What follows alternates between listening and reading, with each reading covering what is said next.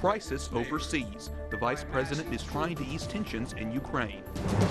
Plus, can people lie to you in political commercials? Our update from the Supreme Court is just minutes away. Two Saints Forever. We hear from the men who helped investigate whether John Paul II and John the 23rd should be saints. And a Christian society no more. That's what one group is telling the British Prime Minister. We explain why. Those stories and more straight ahead on EWTN News Nightly for Tuesday, April 22nd, 2014.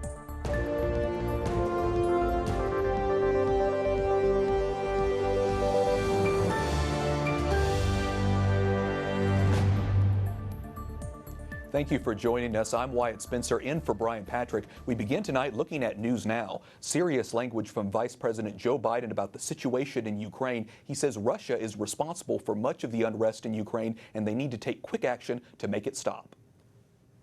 We have been clear that more provocative behavior by Russia will lead to more cost and to greater isolation.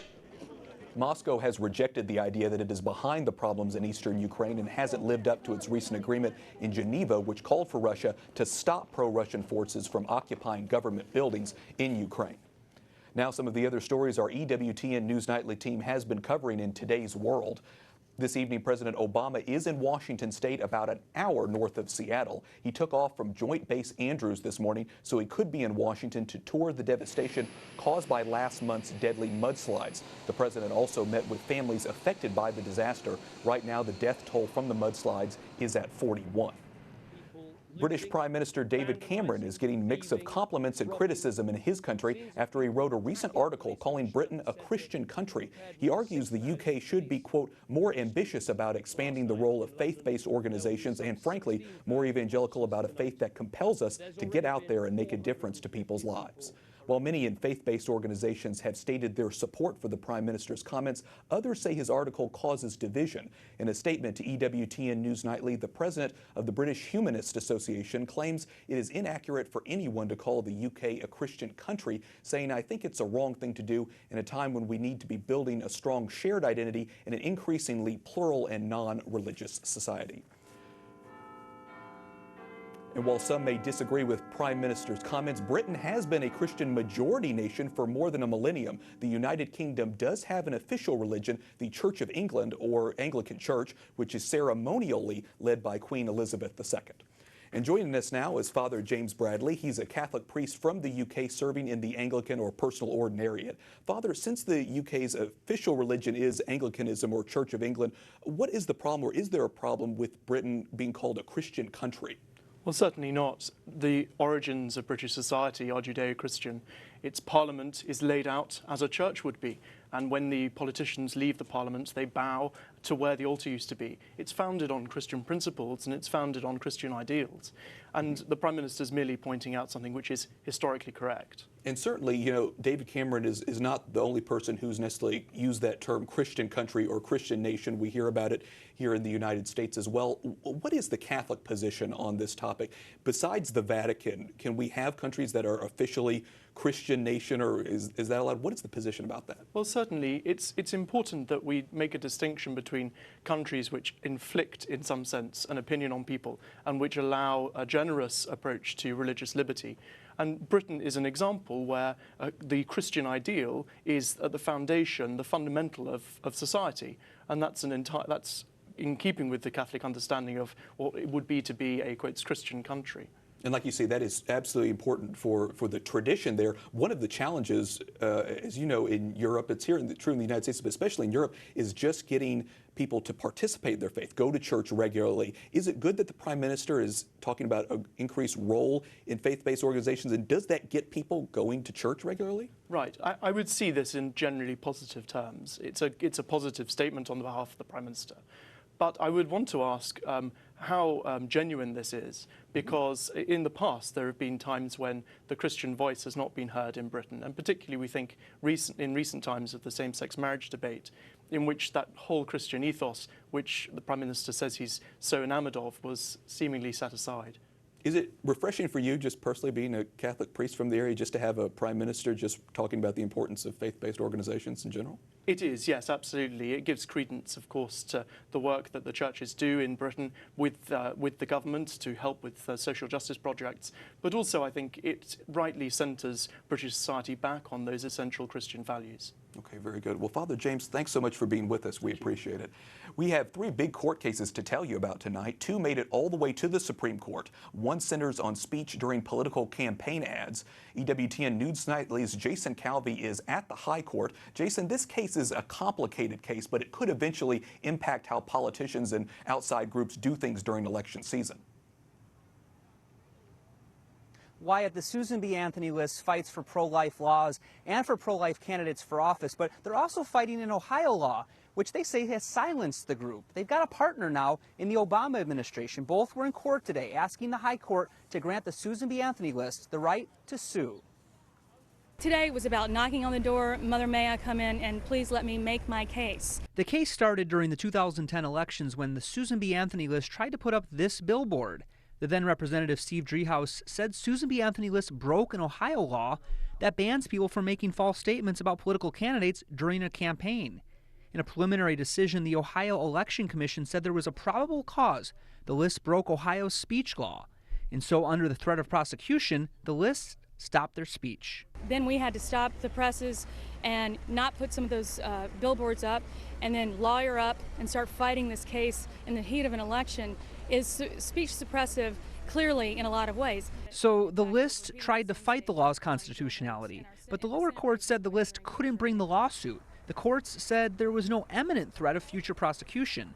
So the question for the High Court, does Susan B. Anthony list need the certain threat of future prosecution or just a credible threat in order to fight this Ohio law? The safest way is to actually do what we hope to do, which is to overturn this law and allow the voters to decide who is telling the truth and who's not. The U.S. Justice Department also argued on behalf of the Susan B. Anthony list today. There were 21 supporting briefs from groups like the ACLU and Alliance Defending Freedom. All of them supported the Susan B. Anthony list's arguments for the right to sue. And we did get in touch with the Office of Ohio Solicitor. We're told he was unavailable for interviews today. And I should add, Wyatt, that the Susan B. Anthony list is firm. They stand behind those claims they made back in 2010. They say they were not lies. Well, Jason, is there any sense of where the justices fall on this issue? It's really hard to judge that based on oral arguments, Wyatt, but I will say that most of the justices seem to side with the Susan B. Anthony list in their questions today. Okay, Jason Calvi at the Supreme Court for us tonight. Thanks so much, Jason. American broadcasters were also fighting at the court today. They want to stop an internet company from posting signals from TV stations online. The broadcasters say it violates copyright laws, but a leader for the company behind the internet broadcasting says that since the broadcast signal does go through public airwaves anyway, it's no different than turning your TV on, except you're using a computer instead. What is happening is the entire marketplace is evolving and changing with access to alternatives, whether it's Netflix or iTunes or things like that. The court's ruling could also have a huge impact on other forms of communication, especially in the rapidly evolving world of cloud computing, where analysts say many existing platforms do essentially the same thing as this company, giving users access to a vast network that often consists of copyrighted information. And in Michigan, a federal judge rules authorities have to turn over mugshots to members of the press. The case started when a Detroit newspaper wanted to show the pictures of police officers on trial in a corruption case. Officials wouldn't give the mugshots to the paper, so they sued. A judge said law enforcement officials, quote, do not have a privacy interest warranting non-disclosure, end quote. This evening, 2 graduates of an affluent prep school are in trouble with the law. This is happening in the Philadelphia suburbs. Police say 25-year-old Neil Scott and 18-year-old Timothy Brooks led a drug ring involving ecstasy, cocaine, and marijuana. A local prosecutor claims the 2 used their business knowledge to run the ring. They also hired college students to help sell the drugs to children in high school. Meanwhile, Attorney General Eric Holder is dialing back in the war on drugs. He asked people in a video message who were sentenced prior to changes in the nation's drug law to apply for clemency. The Attorney General says it's because if those people were sentenced today, they'd get a lighter sentence, and he thinks that isn't fair. Holder has been the subject of criticism for how he deals with drug crimes. That's after the Justice Department issued guidelines limiting who the federal government will prosecute in states that have given the okay to marijuana. A Boy Scout troop in Seattle, Washington is no more. Why? Because they stood up for a homosexual scoutmaster. Openly gay scoutmasters are against the Boy Scouts policy, so when the Methodist Church sponsoring the troop refused to get rid of him, the Boy Scouts headquarters decided to revoke the troop's charter. The Boy Scouts sent us a statement that reads in part, "We are saddened by this development, but remain committed to providing all youth with the best possible scouting experience when the scouting program is the main focus. We have already identified a new chartered organization to sponsor the units and are contacting the parents and leaders of the units to inform them of the change." The church in Seattle that sponsored the troop says they want to be open to all people. And Stephen White from the Ethics and Public Policy Center is here to talk more about that controversy. Stephen, let's distinguish first off. The Boy Scouts allow gay scouts but not openly gay troop leaders. Why do you think they drew the line here? Well, this came out of a controversy, a very public, high-profile controversy last year, where the Boy Scouts decided they were going to re-examine their existing policies on whether they're going to allow boys with homosexual attraction or leaders with homosexual attraction. And the compromise position that they came up with in the middle of last year, May or June, was that they wouldn't disqualify young boys on the grounds of their sexual attraction alone, but that they would continue to preclude adult leaders, troop leaders, who are openly and actively homosexual from leading Boy Scout troops. Several months after that happened, this church in the Seattle area applied for a charter from the Boy Scouts. They hired a troop master who the church knew was an openly gay man. And this was a sort of intentional provocation from the beginning. They wanted to start a Boy Scout troop that had an openly gay leader and see sort of how the cards played out. It's pretty clear that this is how this played out because the first the Boy Scouts knew about this openly gay leader was when NBC News called them to ask about the first openly gay troop leader in the country. Right, but certainly this issue in general is very divisive for a lot of people. One side goes as far as to call it homophobia. Others say that this rule provides a good example for boys. What do you think? Well, the Boy Scouts are primarily a character-forming group, and the Boy Scouts have long maintained that homosexual behavior is contrary to what they teach as good character. In fact, the Boy Scouts' ability to hire and fire on that basis was upheld in 2000 at the Supreme Court. The new ruling the new policy that the Boy Scouts came out with last summer muddles that. For example, if a Boy Scout has homosexual tendencies and then completes his time as a Boy Scout and graduates and wants to then become a troop leader, suddenly he's excluded. So the Boy Scouts have sort of tried to split the difference and have it both ways, and it's unfortunately not clear that that's going to be sustainable over the long term. Okay, well, what do you think about the ethics here? What's the Catholic position on this? Well, I think it's pretty clear that the Boy Scouts have always held and continue to hold that homosexual behavior is not consistent with the kind of character they're trying to instill in these young boys. Whether they will be able to maintain that position and keep the tradition of scouting alive is yet to be seen. Unfortunately, they're far from being out of the woods, so to speak. Yeah, still a lot of questions. Stephen White, thank you so much for joining us. Coming up, we'll take you to Rome as pilgrims arrive to celebrate the upcoming canonizations of John Paul II and John the 23rd. Plus, a new movie about one boy's miraculous encounters has viewers talking about near-death experiences. We'll take a closer look at the science after the break.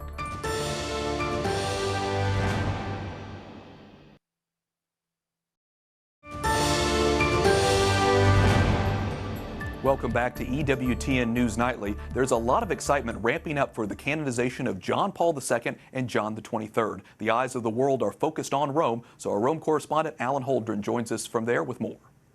That's right. Yesterday we told you about the great tourist presence here in Rome at the moment. There are also a lot of pilgrims starting to trickle in. There are preparations being made for their spiritual care during the canonization weekend. Yesterday, Susanna Pinto reported to you from downtown City Square here in Rome. We went back there to speak with the parish priest at a church that's looking to welcome Polish pilgrims. Rome is preparing for the historic canonization of 2 popes and for the faithful who are coming as pilgrims. 11 churches in downtown Rome will hold an all-night prayer vigil leading into the Sunday ceremony. This church, Sant'Agnese, or St. Agnes, is one of them. It will be the hub for Polish pilgrims. Sarà una gioia cogliere. It will be a joy to welcome Polish pilgrims. The Polish have signed up to hold activities here, and the church will remain open the whole night Saturday. There will be Polish confessors, and they will organize a prayer service to prepare for this important occasion. Questa data fatidica. And since the church is in Piazza Navona, one of Rome's most popular squares, many tourists, not just pilgrims, will likely stream in. Tourists who may not know anything about the 2 new saints, believe it or not. Canonizing the 2 popes, is that correct? 2 popes, right? Yeah. Yes. Yes, heard about it. Heard it's going to be a big event. 5 million people or something supposed to be here. Heard something, but I didn't quite understand what they meant. So they're going to be canonized. What did you hear exactly? Well, something that they'll be made a saint or something like that. Yeah. Hopefully I'll catch it. It's one of those things you've never seen before, so hopefully we'll be able to catch it. I mean, we want to be part, okay? We want to take part. We're going to take this back to Texas for everybody to see, all right? Everybody to see. The prayer vigil at St. Agnes will start at 9 p.m. on Saturday and will last the whole night until the canonization ceremony is about to begin. So there are 11 total churches that will be open all night long, one specifically for English language pilgrims. So we can expect that to be a hub for Americans while they're in town for the canonizations. Thanks, Alan. Our 2 Saints Forever coverage continues. We're just days away from Pope Francis canonizing John Paul II and John the 23rd. That will happen on Sunday. And today at the Vatican, we got to hear from the men who pushed for the 2 late popes to be canonized. They spoke about both popes' holiness. They also talked about their weaknesses and how they confronted challenges with a sense of humor. Once, when one of the nuns who took care of John Paul II noticed he was tired and worn out, she said to him, "Holy Father, I'm worried about your holiness." He turned to her and said, I'm also worried, very worried about my holiness. A bishop confided in John the 23rd that he had trouble sleeping since he was elected bishop, since he had many things on his mind. John the 23rd said, "I found myself in the situation when I was elected pope. But then one night my guardian angel appeared to me in a dream and told me, 'Angelo, don't take yourself so seriously.'" The Vatican press office will hold press conferences for journalists every morning until Sunday's canonization. As you saw, our Alan Holdren is in Rome already. Over the next few days, you'll see some of our other familiar faces in the Eternal City as part of our 2 Saints Forever coverage, including Brian Patrick and Raymond Arroyo. A heartwarming movie recently hit the box office. Heaven is for Real is based on the true story of a dad who wants to share the story of his son who claims to have had a miraculous encounter during a near-death experience. The Internet Movie Database reports the movie made $22.5 million in the opening weekend. Not the best opening results, but still enough to make it to number 3 movie this weekend. Scientists have been studying near-death experiences just like the one from the movie for years. One of the most predominant researchers in that area is Dr. Jeffrey Long. He joins us now from New Orleans. Now, obviously, Dr. Long, you're a doctor, so I want to stick into your area of profession and not necessarily this boy's supernatural experience, I should say. Without getting too technical, just tell me basically what goes on in the brain when someone has a near-death experience. Well, a near-death experience, as the term implies, means that the person is literally near death. They're so physically compromised that they're generally unconscious and may even be clinically dead with an absent heartbeat. And yet, at that time, when they're unconscious and should have no lucid memory, a near-death experience points out that they actually did have a memory at that time. They actually have an experience that's very typical in terms of the elements of the experience, and these elements typically occur in consistent order. So you've been studying this issue now for years. You're the founder of the Near-Death Experience Research Foundation. Tell me a little bit about what the people that you talk to say, people who've actually had a near-death experience. What is it like? To them, it's the most dramatic experience of their life. Sometimes they're hesitant to share it because it is so unlike what they experience in their earthly life that it takes them some time and even some courage. But all around the world, thousands and thousands of people do come forward to share, and what they have to share is remarkable. I think one notable thing, and we ask this in a survey as part of what we ask all near-death experiencers, is did you believe that your experience was real? And remarkably, over 95% believe that their experience was definitely real. You know, we hear stories about near-death experiences on TV, movies, and books. Why do you think people are so fascinated about these kind of experiences? I think we all want to believe that there's something after we die. We all want to believe there's an afterlife, or if you will, something beyond the mundane life that we have here on Earth. Near-death experiences so consistently give some evidence that point to that conclusion, that there really is something more at the end of our earthly life, that there is an afterlife and a wonderful afterlife. And I think that's incredibly inspiring to lots and lots of people. Very good. Well, Dr. Long, thanks so much for your time. Dr. Jeffrey Long is the founder of the Near-Death Experience Research Foundation. Thanks again. Up next, today is the one day of the year it is easy to be green. On the other side of the break, we'll talk about Earth Day and discuss how Pope Francis has challenged the faithful to be good stewards of the environment.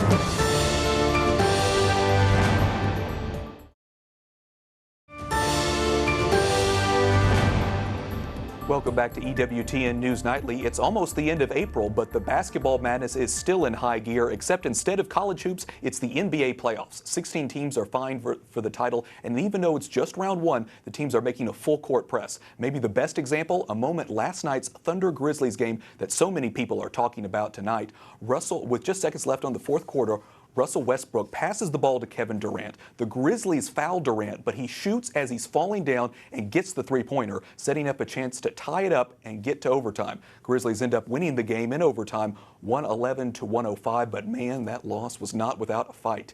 Here's a look at where we stand now. 6 teams play game 2 today and then another 6 tomorrow. None of the teams that have already played 2 games have won both, which means a long road to get to the best of 7. From the hardwood of the basketball floor to the forest, it's the 44th annual Earth Day, and everyone from the Obama administration to NASA is hosting events to promote care for the Earth and its resources. One of those groups, the Earth Day Network, estimates that more than 1 billion people take part in Earth Day activities. That makes it the largest civic observance in the world, they say. And as part of the celebration, the number of groups passed out educational materials today. Professor Lucia Selecchia is a law professor who specializes in environmental ethics, and she has been part of Vatican-level conferences on climate change.